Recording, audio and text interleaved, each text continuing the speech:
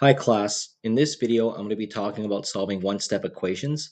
So as per the name, one-step equations are just equations that you can solve in one step.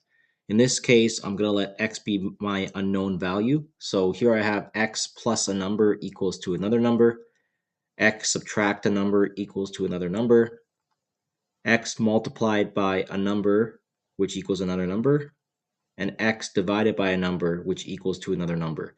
These are all the forms of one-step equations that I may see. So an example of x plus a number equals to another number would be x plus 2 equals to 5. In this case, if you wanted to solve for one-step equations, you can, the easiest way would be to guess and check if it's really obvious. So what number could I add to 2 in order to get 5? And if you're thinking, well, I can do 3 plus 2 equals to 5, then that means x must be equal to 3, then you're correct in that, right? But there's also ways to solve this systematically, and it's better if I show you a visual. Okay, so here I have a visual. So let's say I have a green box that's represented by x. How heavy is this green box? In this case, we don't know, right? So now let's say I have this green box again, and it's getting weighed down on the other side of this seesaw by a 9 kg object. How heavy is this green box now? Well, we still don't know, but we know that it's lighter than 9 kgs. Um, okay, what about now? Now it looks like I have this green box, which is represented by X, and I have 4 kilograms on the left side, and on the right side I have 9 kilograms. But it looks like now looking at my seesaw or teeter totter, both sides are equal, so now they're in perfect balance. So how do I find x? Well, first let's write this as an equation. So as an equation, this would be x plus 4 equals to 9. So notice that the middle of my teeter totter or seesaw, that's what separates them, and that's where the equal sign comes in. So now, if I want to find x, well, obviously with guessing and checking, you can guess, okay, well, what number could I add to 4 to get 9? Well, it'd be 5, right? Because 5 plus 4 equals to 9. But to solve it systematically, if I take away 4 kilograms from the left side, I would have to take away 4 kilograms from the right side. Because if I take 4 kilograms away from the left side and I don't do anything to the right side, well, now all of a sudden my seesaw or teeter totter would be in balance again, right? It would weigh down towards the right side again because I didn't take any weight away. So what I would do is I would take away 4 kilograms from the left side, and what I do to the left side, I must also do to the right side. So I must also take away 4 kilograms. So now what I have on the left side left over is just x, and what I have on the right side would be 5 kilograms. So now going back to our example from before, if I had x plus 2 equals to 5, instead of guessing and checking, I could take away 2 from the left side, and what I do to the left side, I must do to the right side, so I can also take away 2. Now I have only x left on my left side, and on the right side, now I have 5 minus 2, which the answer would be 3. So my final answer is x equals to 3.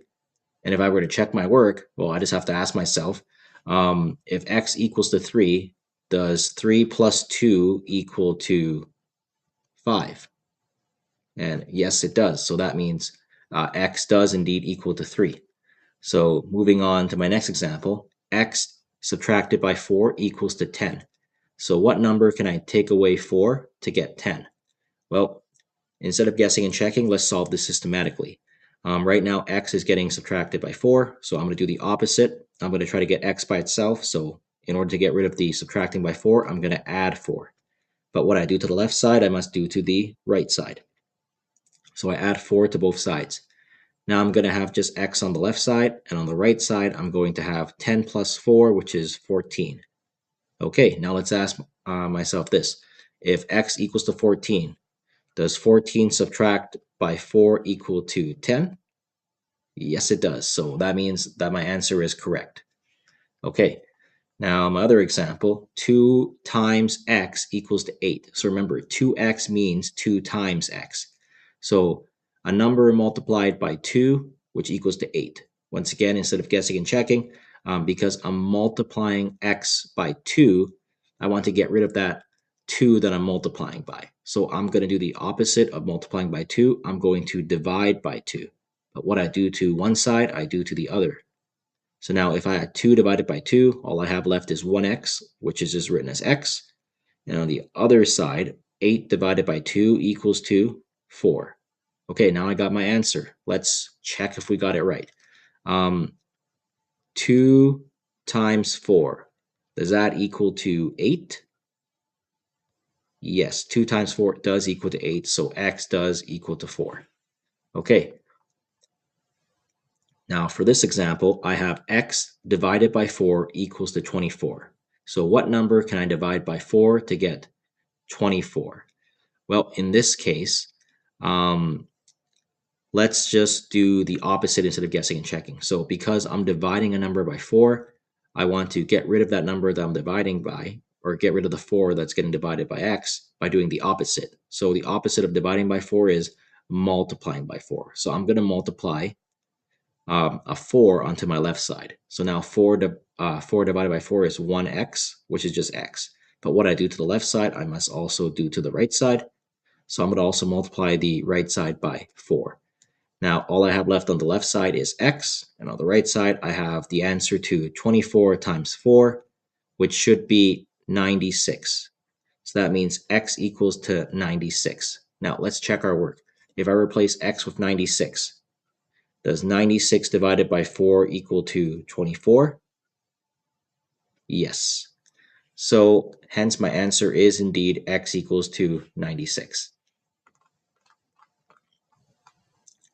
Now let's go over some more examples that may or may not be more difficult. So here, it looks like I have x on the right side instead of the left side. Now, if you would like, you can solve what you have here by keeping x on the right side. But if you want to just switch this, there's nothing wrong with switching it. I could rewrite this as x plus 5 equals to 8. And now I have x on the left side instead of the right side. I can just switch them. Now, I ask myself this question. With x plus 5, what number could I add to 5 to get 8? Once again, we can solve this systematically. So I can subtract 5 from both sides to get x by itself. And then all I have left now is x equals to 8 minus 5, which is 3. So does 3 plus 5 equal to 8? Yes, so x does equal to 3. Okay, now for this one here, y plus 3 equals to negative 6. So to solve this systematically, I can take away 3 from both sides.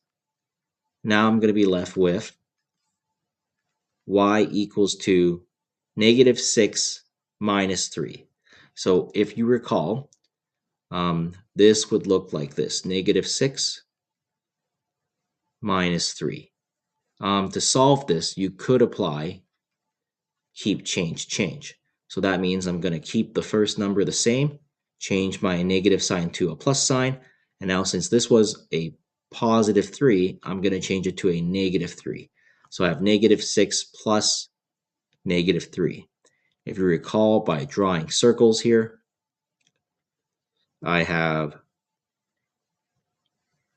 6 negative circles added to 3 negative circles. So now my answer would just be 1, 2, 3, 4, 5, 6, 7, 8, 9. 9 negative circles, so that's just going to be negative 9. So y equals to negative 9. Now to check my work, does negative 9 plus 3 equal to negative 6? Yes, it does. So if you couldn't figure out what I did here, I would recommend you review your adding and subtracting integers. But yes, y does equal to negative 9. So now moving on to some more examples here. X minus 7 equals to negative 10. So what number could x be such that if I take away 7, I get negative 10? Well, we're not going to guess and check in this case. We're just going to apply our systematic method. Because I'm taking away 7 from x, I'm going to do the opposite to get x by itself. I'm going to add 7. But what I do to one side, I do to the other side. So now I'm going to have just x on one side.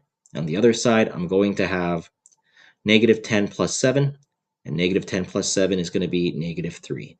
So negative 3 minus 7 does equal to negative 10, so x does equal to negative 3. Okay, my last question. Once again, I have my variable k on the right side. In this case, we could just, once again, switch this and write 6k equals to 30 and then solve for k. But I'm just going to solve it as is to show you like that you could do it this way as well. So right now, 6 is multiplying to k, and that equals to 30. So I'm going to get k by itself. Because I'm multiplying by 6, I'm going to do the opposite now and divide by 6. So now I have on this right side 6k over 6, but 6 divided by 6 is 1, so I get 1k left. However, what I do to one side, I do to the other, so I have to also divide my left side by 6. And 30 divided by 6 equals to 5. So k equals to 5, or 5 equals to k. Or k equals to 5.